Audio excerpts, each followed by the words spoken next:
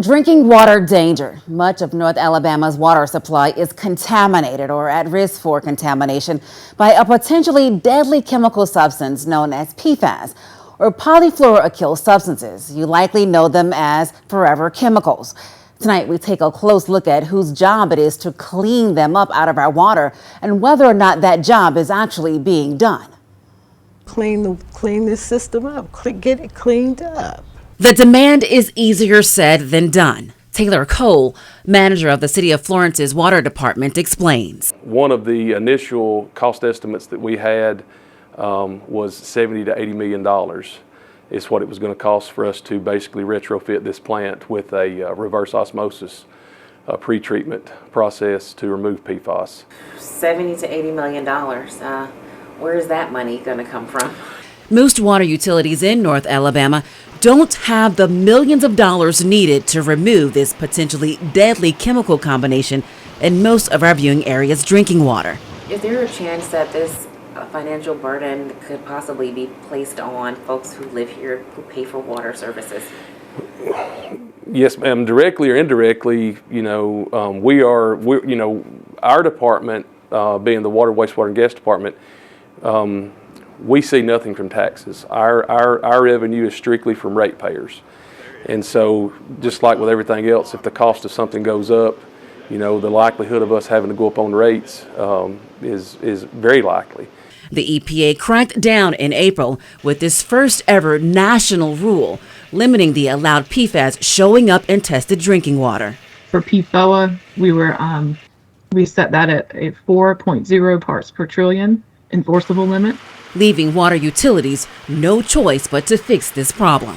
The regulations that are being put on us by by ADEM and by EPA, it's going to have to be put in place. We're going to have to meet those regulations that are set forth.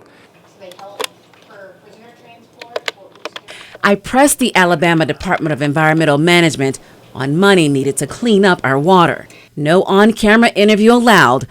But in a statement, they responded in part by saying ADEM has informed water systems of funding opportunities related to PFAS in the past. It says to date, it has provided 2 years of funding, totaling about $32 million to address contaminants.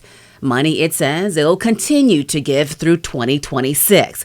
And while $32 million sounds like a lot, remember what Tad Cole said it would cost to fix just Florence. One of the initial cost estimates that we had was $70 to $80 million. That's the cost to put a reverse osmosis-like system in place, which is what's required to get the job done. Eldon Chumley, general manager of Albertville's Municipal Utilities Board, explains as he gives us an inside look at their operation. They spent the money necessary for tests and plans to ensure clean water for their customers. We're trying to determine costs, but I can tell you it's in the tens of millions. And the operational costs are triple our operation cost now. If you talk about electrical energy and the type operation we operate under, to get into the advanced treatment, it will triple our energy cost. Chumley says they're doing all they can to provide clean drinking water without funding it on the backs of hard-working residents. The government has said there may be some funding available for that, and we'll be looking for that. We'll be looking for grant opportunities. And in any source of revenue or funds we can get, we'll pursue if we can, to try to offset that for our customers. The EPA's goal is zero PFAS, but for now, the new rule is 4 to 10 parts per trillion for some of the contaminants. Next Monday, I'll show you which water providers are actually on top of getting rid of these dangerous chemicals in our drinking water, plus what many of you are saying about this problem where you live. Right now, you can find extra exclusive digital coverage, including my interview with Huntsville Utilities.